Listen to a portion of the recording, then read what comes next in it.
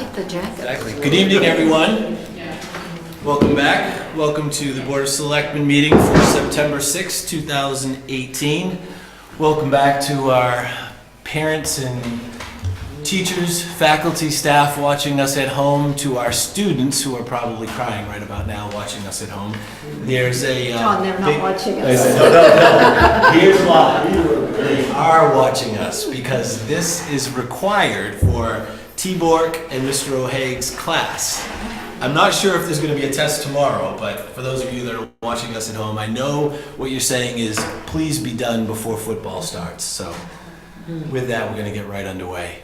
Thank you all for being here. We're going to start the meeting with a joint vote to fill a vacancy of the Board of Trustees, from the Library Board of Trustees.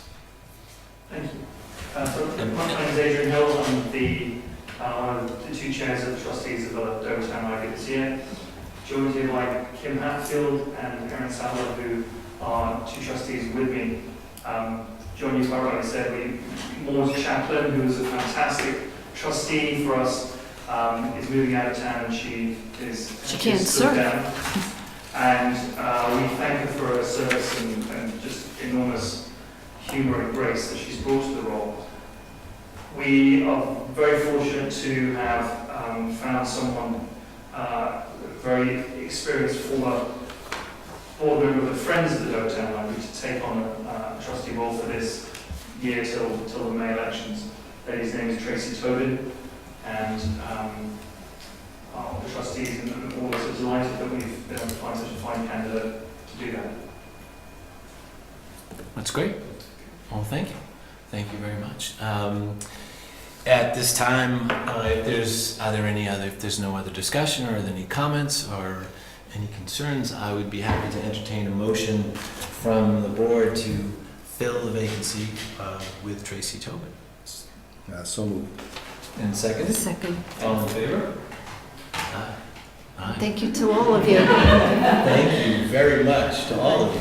And thanks Good luck to for- Tracy. Good luck to Tracy. Thank you all.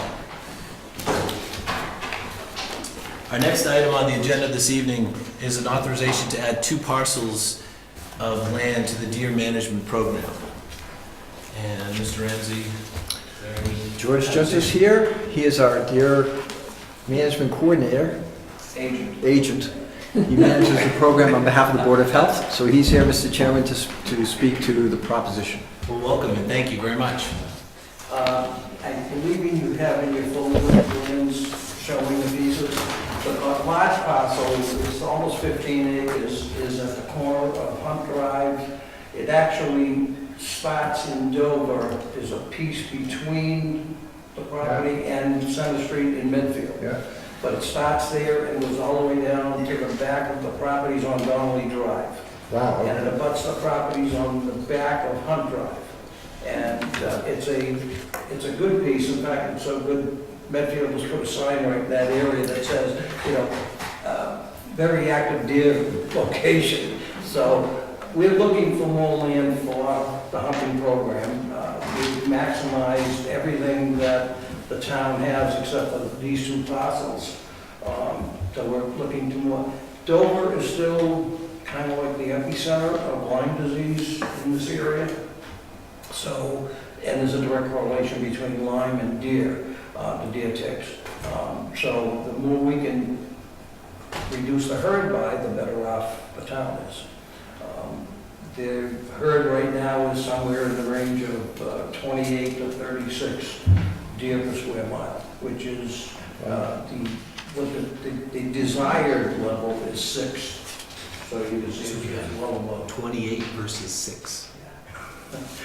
Okay. In fact, they've, because of the expansion of the deer herd in some zones, 10 especially, which is where we are, they've added 2 more weeks on the hunting season in the beginning. So instead of opening the season the 2nd Monday in October, it's now opening the 1st Monday in October. To go bow hunting? Strictly bow hunting. Strictly bow hunting. Yeah, this is strictly bow hunting. Now, the 2 pieces of that one, and then there are 3 lots that the town just acquired on Donnelly Drive. Now, those are, but the size, those 3 parcels together are not really big enough. However, they do abut Chase Woodland, which is part of the deer hunting program too. And that's a good access, it's a good run for the deer that come down from Chase and cross over into DLCT. So those are the two pieces that, looking to add to the hunting program, so we can add a couple more hunters. And George, just for people that may have forgotten or are just tuning in, do you want to give a quick overview of the criteria by which you select the hunters? Yeah. Because it's an extremely high standard and they're very controlled. Yeah, there is. When we first started the program, which I believe is now 8 years ago, when we opened it up to get applications in, we vetted every single hunter who put an application in. They had an interview with myself and the other deer management agent, plus 3 members of the Lyme Disease Committee. They were asked questions such as, how long have you been hunting? How long have you been hunting with a bow? Do you hunt from a tree stand, from the ground? Yeah, those kinds of questions. And then once they got by that, then their information was submitted to the police department to be vetted from the police department. Right. I remember the first year, we had a full complement of hunters, about 55 at that time. And then the following year, the same hunters, because once you're in the program and you're hunting, you can continue to hunt unless something happens. One of the hunters that was in my section ended up getting a DUI, so he immediately was taken out of the program. So it's pretty tight. We had one complaint the first year of the hunt. As it turns out, it wasn't one of our hunters. It was a hunter who was not in the program, who was hunting in New England Woods.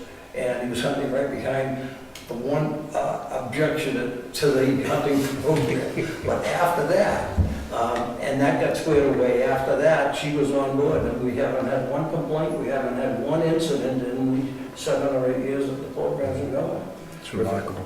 And how many deer a season do? It depends. Like the first year we took 19, and then the breakdown the first year was something like 7 bucks, and the rest were does.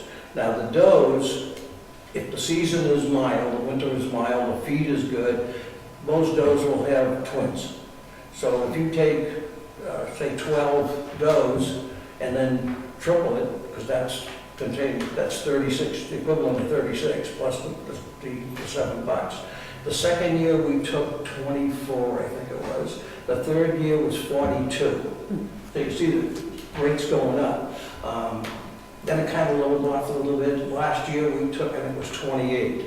So it depends on, if there's a good crop of acorns, then the deer aren't going to move very much, so probably not going to be as many taken, obviously. But we expect this year to have a good season. That's great. Thank you. Thank you for the work, and thank you for thank you for the work, and thank you for the diligence in supervising all this. If you're interested, I can tell you how I got involved with it. That's a different story. But thank you. So I would accept a motion to approve the authorization to adding the 2 parcels of land to the deer management program. I'll second that. All in favor? Aye.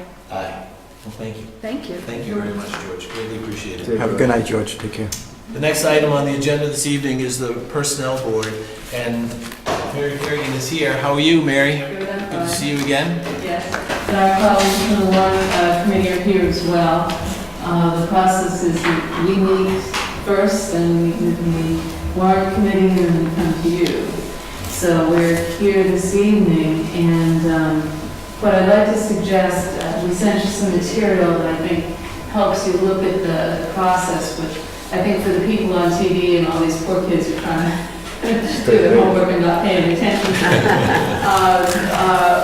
Just to give you some background before we sort of talk about our recommendation. We've been doing this for a while, this process for a while, and we're looking at it as a goal to have engagement, of course, people that are talented and people that stay with us. We're looking to be consistent with other towns in the state and other towns in general, so that we have kind of an open and transparent process, and that we added a whole kind of data-driven approach. Because I think I've been doing this for about 15 years, I don't know. But when we first started, it was much more looser. It just was, and we got to a point where you couldn't make a decision because my memory was as good as your memory. And so we started a whole process of building a database that we could use to make this decision. And just to be clear, in terms of the employee populations, this comp plan is only for the non-union management professional people and for the general increase for the on-call firemen. All the other groups are handled. We have the police have a union, highway has a union, teachers have a union, and there's 2 people that have contracts with the town. So these are the people you see around this building, around the center of the town that we were talking about. The comp plan has 2 pieces to it. One is the structural piece. So when the actual compensation system was built, it was built very much like almost all the other towns in Massachusetts. You build grades and you build minimums and maximums, and that allows you to hire at market. So your minimum is telling you that this is a fair number, you should be able to get a good candidate. And then the top is basically telling you that you paid for the tenure of the person and now you're employed out of the market, so you should stop. So that's what this structure does. It's set up on a 2.75 differential. So when you look at it, and that has been in place since 2001, and it's the norm to use that kind of a percentage number. Right now, 49% of our employees do it the max. So only 51 of the people would be impacted by the step increase, and we estimate that to be about $25,200. So that piece will continue as people go up through the system. There'll be fewer. There may be some more if we hire some people newer. But we have been wobbling right around the 50th percentile for some time in terms of how many people really get a step increase. The second piece, which is what we're talking about tonight, is the market piece. And so we're asked as a personnel board to make a recommendation, meet and collaborate with the warrant committee, and then come to you together. Over the past 15 years, we've developed a data set. And that data set is Department of Labor information. It's the Northeast Employment Cost Index, which is the average salary increases in the time frame. And then you also have national ECI, and you also have a CPI, which so you can see what the cost for your people are going to be. And that does affect their willingness to stay, it affects whether or not we're staying competitive in the market. And then so we look at Social Security just because it is a number. It's not one that we take as seriously, but it's just another metric to see what you can see in terms of trends with the data. The surveys are done in a range of 3 to 5 years, and you'll see in a minute what we did there. And then the next page is just to show you the structure itself so you can see how it's set up. And then to talk about the studies itself, the first classification was set up in 2001. All the job descriptions were written, all of them were validated with incumbents and departments, they were rated. And then in 2004, we did another classification study again. That time, almost every job was asked to go back to the personnel board for review. And we reviewed the work of the outside consultant, because that was important to have that outside consultant do the work. And in checking them, we only found one that we had a slight question with, and we did make a change. So we saw these things being pretty consistent. The jobs here don't change radically, and generally, when you're talking about compensation, you don't redo a job unless you see a 20-25% change, and there's really some difference in the job. So we moved to pricing studies. What that is just pricing those jobs, going out to a group of towns and getting average numbers and bringing that together to look at that, to help us make a decision. And so we did that in 2008, 2012, 2016. What we found is that when we started this whole process in 2001, we had it targeted to 50th percentile. And so that's a very conservative target.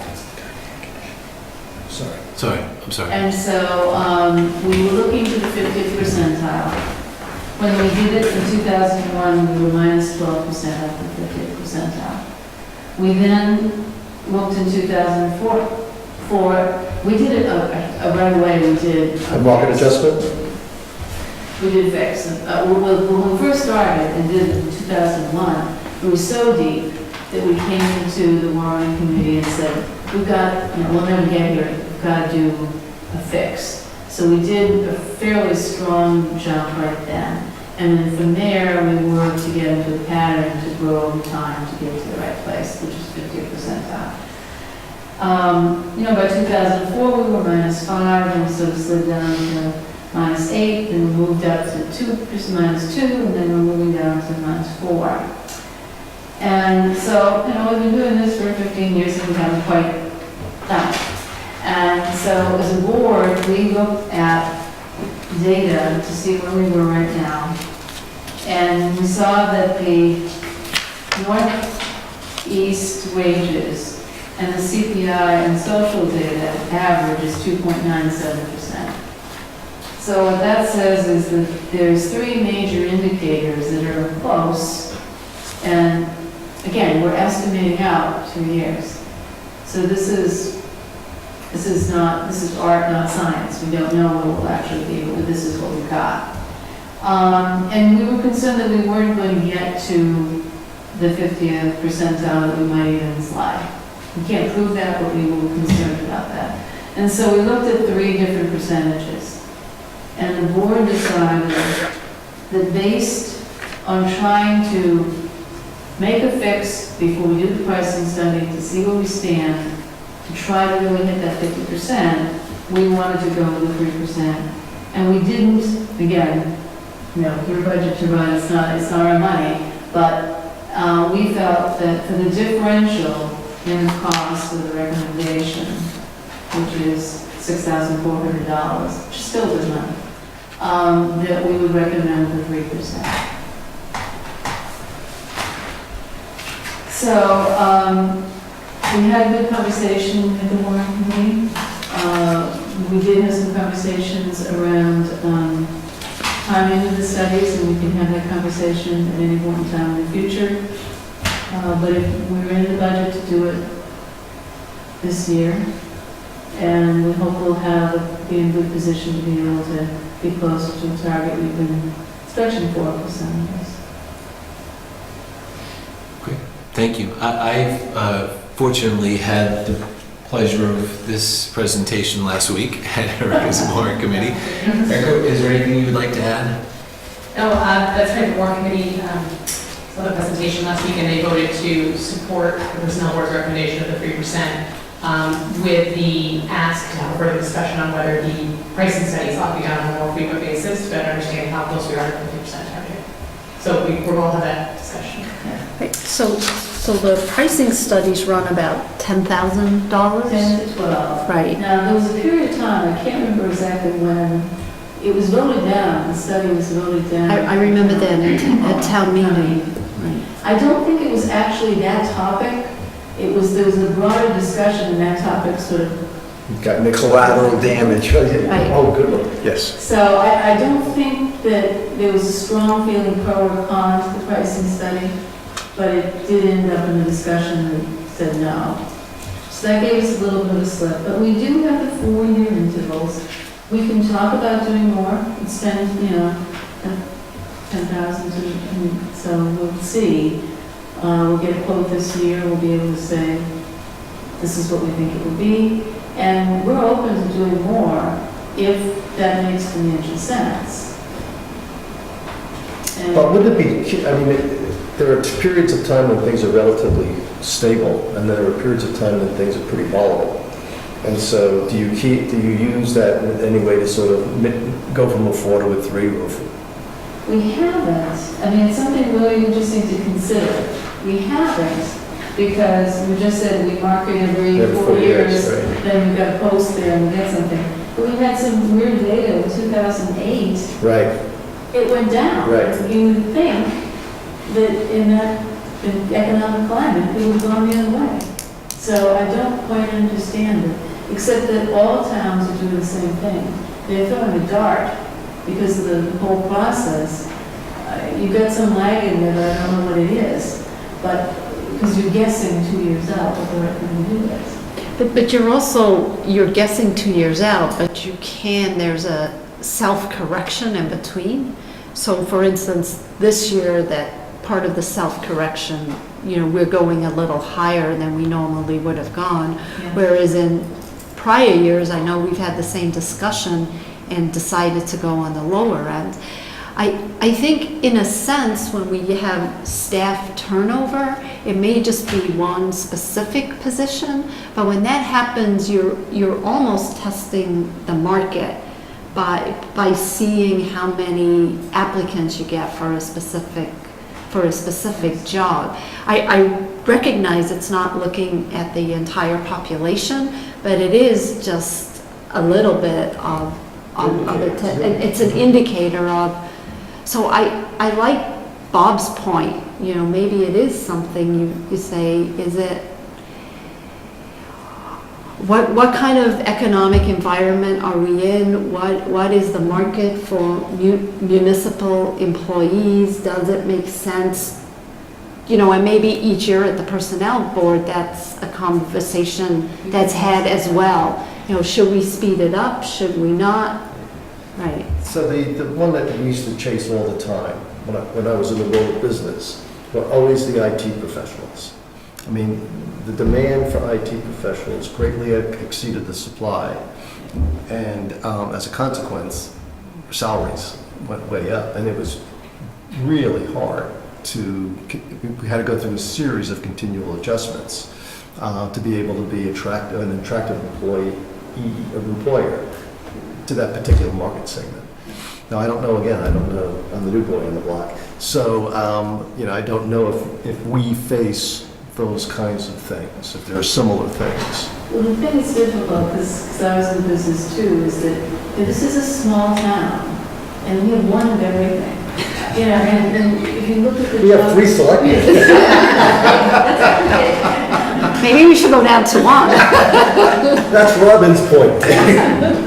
We have 38 employees in this group, and we have 35 job descriptions that we have to do a market on. Right. They are really one of a kind.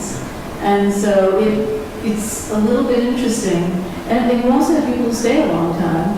So it isn't the normal kind of comp process. It isn't. I do think in a few situations, we haven't had much problem recruiting, but there is a situation where you can ask the personnel board to recruit higher in the range. It's about a midpoint. Yes. Well, we haven't done that once in 15 years, but we did. So there is a mechanism by So which... there is a mechanism to fix. If you've got someone that you've been looking for 10 years and you've found the right person, we have a way to deal with that. But it just doesn't happen. And we also have a way, just for Bob, there is a way for employees, if they feel as though their role is more than the job description, right? And they're not at market given additional education or additional tasks. There have been times where the personnel board has reviewed that with the assistance of an outside consultant. Yes. to evaluate whether or not there is a need to move that job up or change the grade. I think one of the things we can do is if we do the pricing study this year, is talk a little bit differently with the people who do it and get a little bit more information from them about what they see in the municipal world and what are other towns doing in terms of this and what's influencing, because I don't know, when I came out of the business environment, I don't know what the factors are that would be the right things to consider. That would be a good Yeah, thing sure. just to learn about. To know, Right. sure. It'd be good, yeah. So I have two other things. You can have one. No, I'm having two. Okay. So if I understand it right, the people in a non-union management group Right. who are, would be eligible for a step and general increase. They would be getting 5.75%. Yeah. And that the people for whom just a general increase, it would be 3%. Right. Right, that's the math. Yes. Okay, and then I was interested in the chart about lagging the market. When you started, so and I asked, so there is where is it? First year was, we were down 12% from the midpoint. 2001. the first time. 2001, and then if I look at the last, what is it, 16 years? It looks like the average is about 5%. So it's 5, 8, 2, 4. It's very close to an average of 5%. Yeah. Why are we lagging the midpoint? Well, the other thing you have to consider is that when we have a group of towns that we use, but again, Dover's not your average town. Right. And so we're using towns like Westwood that has an HR department, that has this, that has that, that has 3 for every one of our ones. And you've got Sherman, you've got Sudbury, you've got Wayland, you've got Westwood, you've got Lincoln, you've got Millis. You know, they're all bigger than we are. And of course, we didn't even consider doing something like Newton and Wellesley because those are really small Right, cities. right. So these are the local jobs, this is the local market, but we aren't actually matched town-wise if you think about it. There's a sizing thing. Except for maybe Lincoln. Yeah. Yeah, Lincoln's close, either Boxford or And Boxford, they or a may couple of see places. more turnover. I don't know. They may, see more turnover than we do.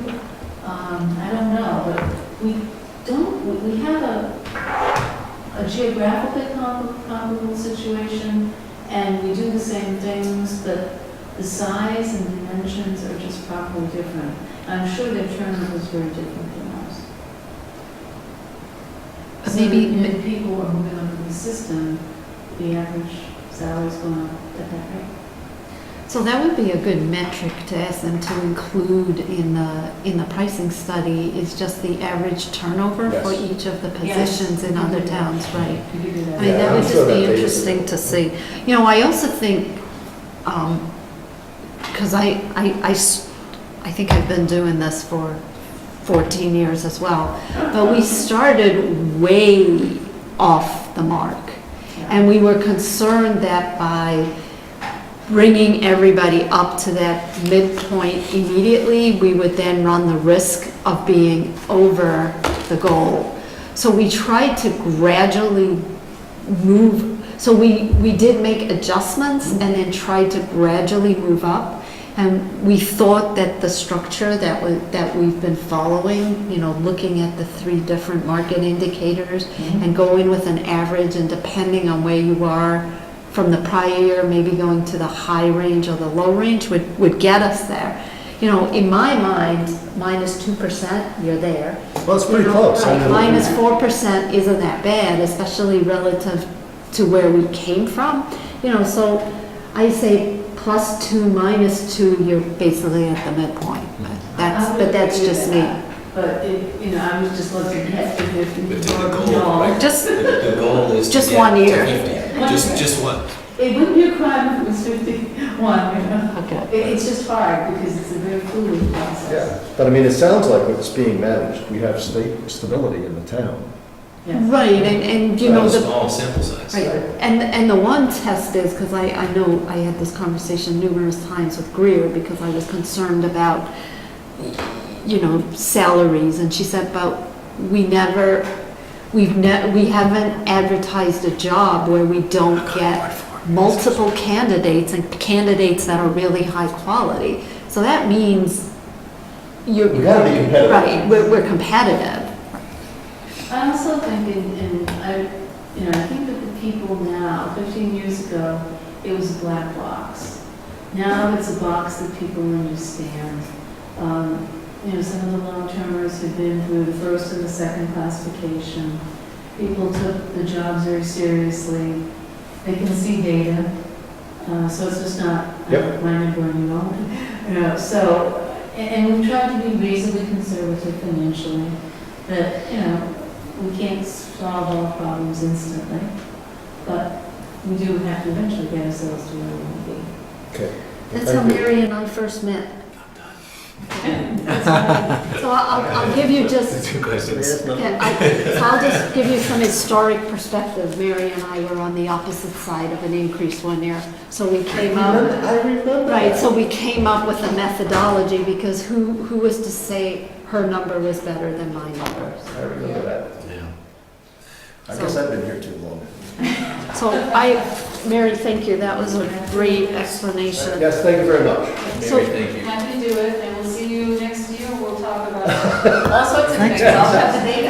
Well, we could talk within the We year. can talk pricing. Exactly, exactly. I like those ideas. So Thank you. should we, Yes. Dave, should we make, should we I would vote? like If to you're comfortable doing that? Yeah. entertain a motion that we accept the Personnel Board's recommendation of the 3% increase, 3% fiscal year 2020 general increase. For non-union For employees. non-union employees. So moved. Second. All in favor? Aye. Aye. Thank you. The next item on our agenda is to execute the lease agreement for Parent Talk and the Center for Child Development. Both of these organizations are housed at the Carroll Community Center, and both of these organizations are license holders. Mr. Ramsey, is there anything that you'd like to add? We have the license agreement in front of us. We've had an opportunity to take a look at it. The rents are changed. The Parent Talk is up 5% for the year. All other terms and conditions are the same. Child Development Center is 2% for each of 2 years. All of the terms and conditions are the same. So he's executed? They are executed by the other parties, yes. So on the second one, this is, should the date be filled in? Yep, we'll fill that in. Okay. And Mr. Ramsey, subject to anything that may happen at the Carroll Community Center where the license holders are housed, in terms of the license agreement, we have the ability to move them, we have the ability to end the lease. What's the 30-day, we each have a 30-day. Legally, we could ask them to leave tomorrow because they're license holders, not leaseholders, so they don't enjoy the same property protection that a leaseholder does. Obviously, in good faith, we want to manage those relationships, but legally, you have the authority to say to them tomorrow, sorry, folks, change of plans. So, Dan, the Parent Talk is 1 year, and the CDC is 2 years. Yes. Both groups, nonprofit organizations, and both groups have been providing service. Both groups have been providing service in the Carroll for the CDC has been 11 years. I think CDC and It goes all the way back. goes back, it's a different legal entity now, but it's the same function. It goes back to, we inherited them with the school. Yeah. Parent Talk's more like 10 years. Right, because the CDC was actually part of the continuing education programs run by the region. Right. Yeah, it was originally at the high school, Right, right. so it goes back, so I'm here almost 25 years, it goes back at least that organization, previous organizations, okay. I'll accept a motion to execute both lease agreements for Parent Talk, Inc. and the Center for Child Development, Inc. So moved. Second? Second. All in favor? Aye. Thank you very much.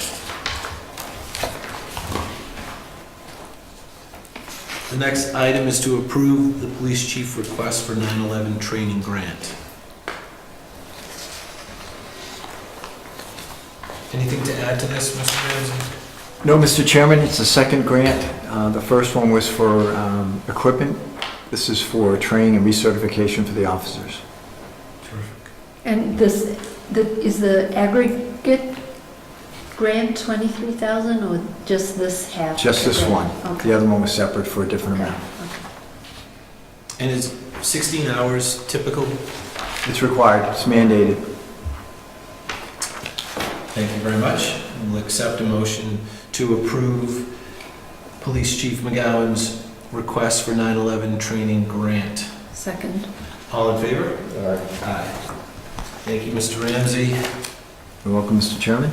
And items and other business items, the request for a block party. Please tell me we got invited to this one.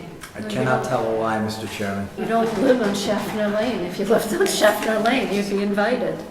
Mine was misplaced. Yours was misplaced. Misplaced. What's your excuse? I don't live on Schaffner or Draper.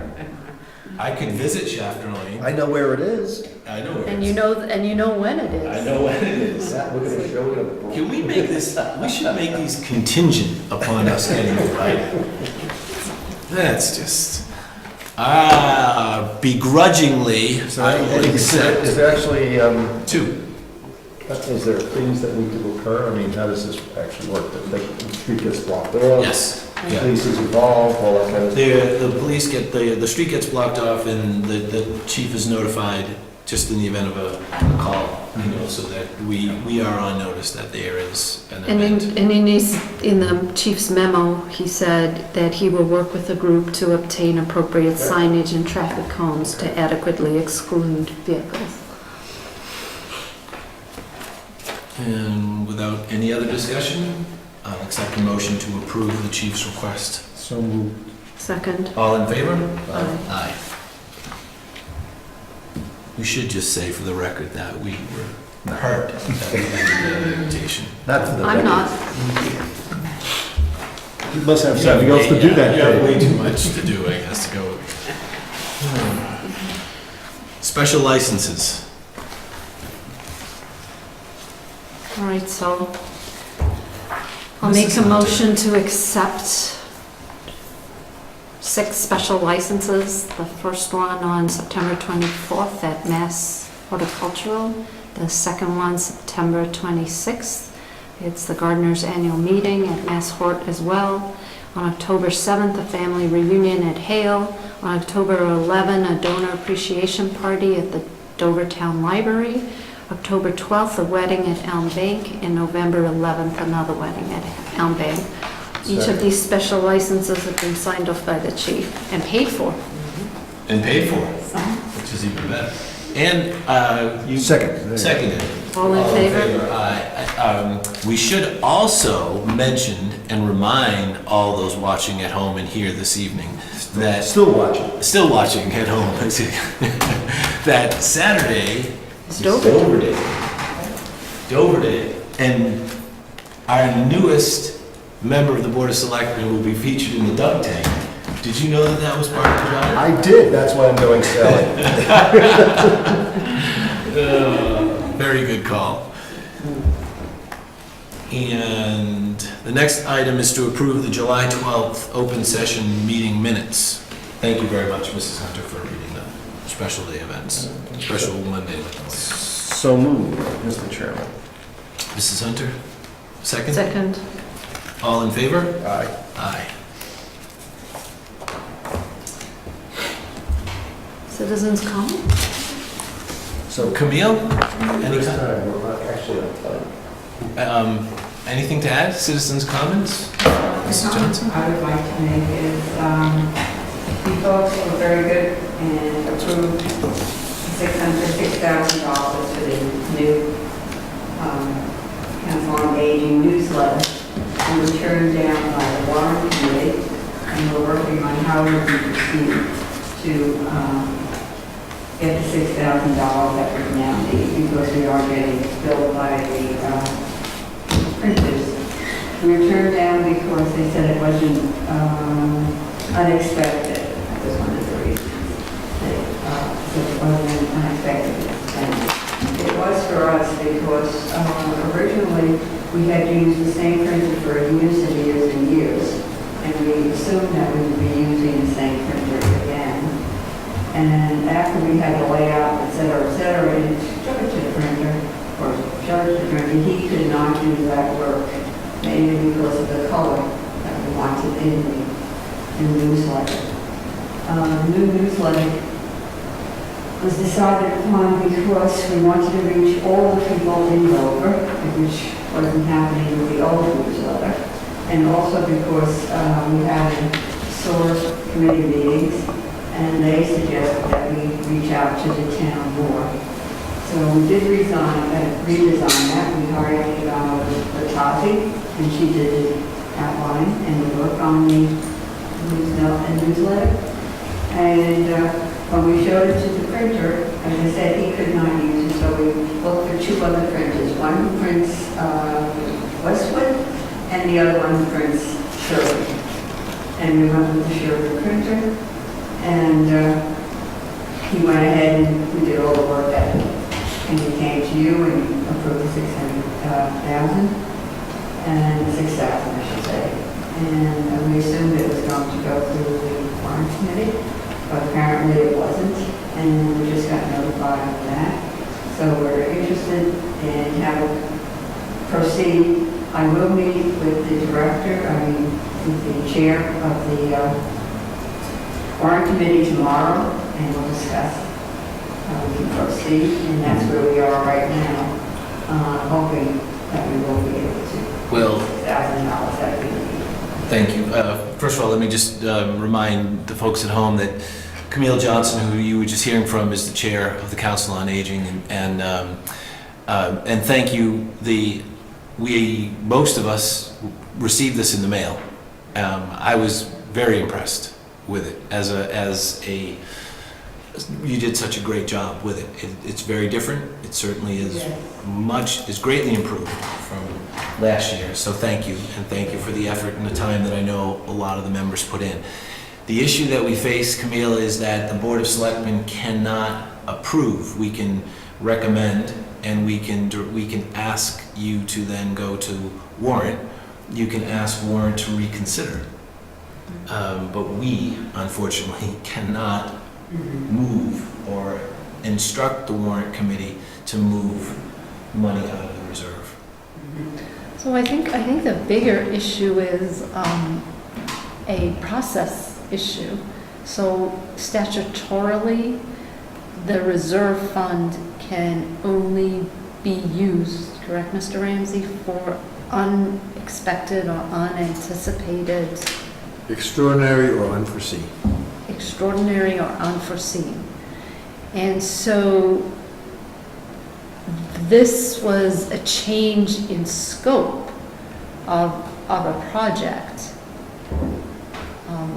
So I was not at the warrant committee, so I'd imagine that the warrant committee was saying that the change in scope of the project was premeditated, and as such, a larger amount of funds should have been appropriated in that budget item. Is that correct? And for those reasons, is that right? Yes, yes. And for those, so it's a matter of process.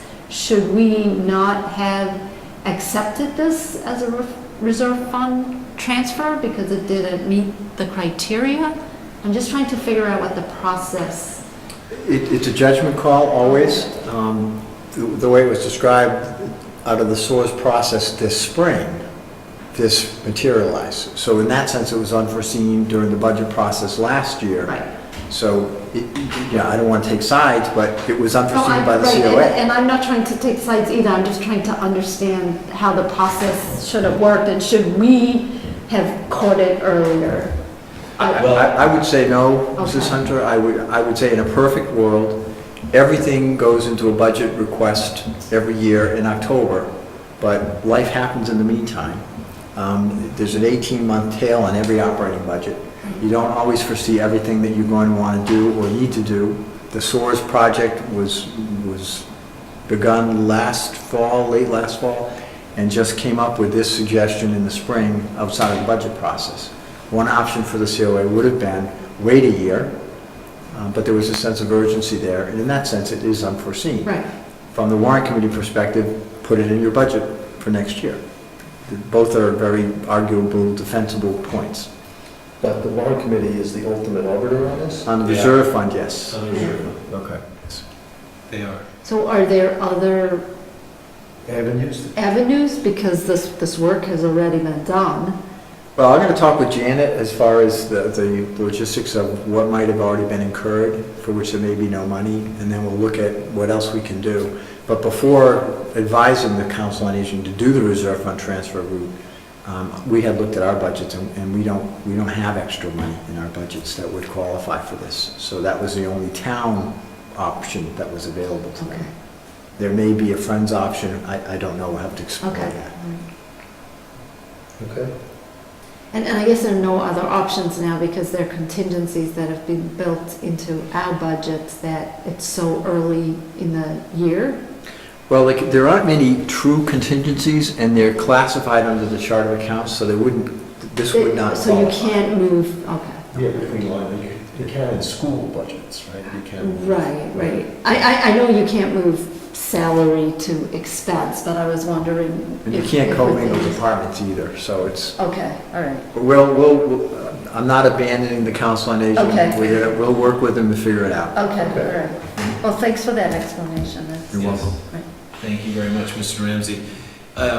Just briefly to report on a couple of items that have been ongoing and outstanding that the Board of Selectmen have been working on throughout the summer. The rail trail project, the lease has been, we hope is in the final stages of negotiation. We've spent many hours of time with Town Council Stephen Anderson and the MBTA legal team. So we are still working diligently on that, as is Town Council through Mr. Ramsey, keeping us apprised of what's going on. The Carroll Community Project, we have been working on throughout the summer. We have been working just recently with regard to the composition of the committee. We've been working as a board to get to that point.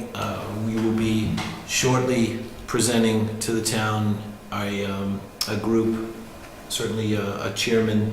Our hope is to have a chairman of that committee very soon. The third is the town administrator search. The Board of Selectmen have interviewed 3 firms over the past few weeks. We are in the process of reviewing those firms. We will come back to the town with a recommendation, with a process, either a recommendation or the process of selecting one of the firms. And the process is ongoing, and we will have a firm very soon. Right, and the process is based upon municipal bid procedures, which require that we go out to bid and accept the low bid offer. So, which is different from the way it used to be, because you used to be able to select the best fit when it came to services. Are there any other items? So I think we should also remind viewers that are listening that if they go to the town website, there is a description of the charge for the Carroll Community Center, and that we were asking for interested volunteers. Is that correct, Mr. Springer? Yes, it is. That we were asking for people to submit their names if they were interested in serving on the committee. So just a reminder. And I think it does a really good job of describing, today, the draft charge, which we've spent most of the summer putting together. For both For both, right. projects. Right. Anything else to add with regards to ongoing items? No, good. Mrs. Under? No? Thank you very much for all of you watching at home. I would Motion to adjourn at 8:17. Seven. Seven. So, I'm sorry. You're an hour ahead. Wow. 7:20. 7:20 at 7:20. It's in the spring that we spring forward. Yeah, exactly. So moved. In favor? Aye. Oh, thank you very much. What time does football Meeting start? adjourned. We have almost 45 minutes.